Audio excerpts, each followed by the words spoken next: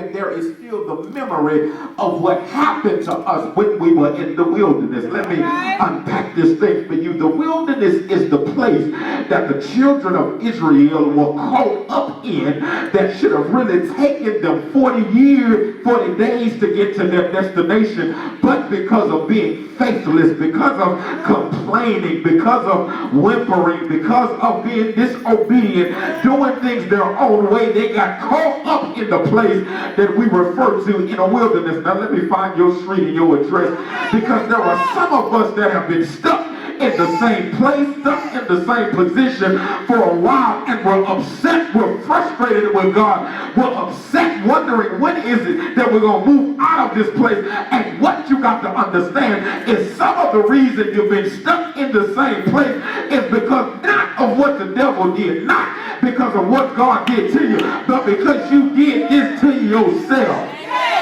I know you don't want to hear this. I know this ain't popular teaching, and I know a lot of people ain't going to say amen to this, but some of where you are in your life is a result of your choices. It is a result of your decision, and some of us are so caught up with doing our own thing, and we left out the will of God, and then we get upset when we leave God and end up in the place that don't look like Him.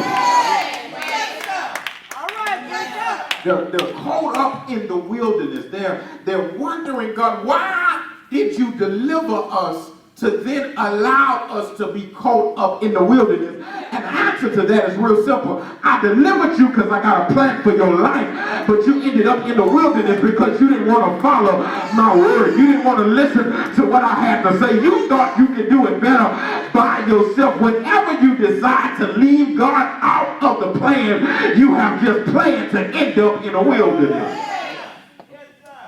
Caught up in the wilderness. Look at the text now. That in the wilderness, look at verse number 2, because that's where we are.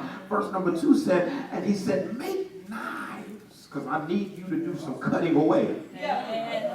Let's skip that. Let's go now to verse number 6, because they're in the wilderness. And so one of the things, the first thing they got to deal with, watch this, they got to deal with the embarrassment of the cycle. Let the church shout, embarrassment of the cycle. Embarrassment of the cycle.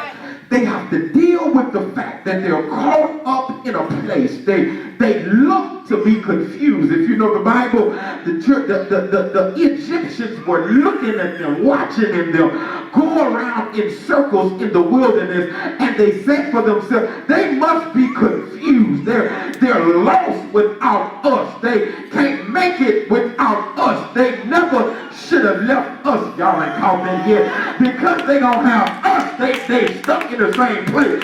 Because they don't have us, they're going around in circles. Because they don't have us, they're lost. And so they're dealing with the embarrassment of going nowhere.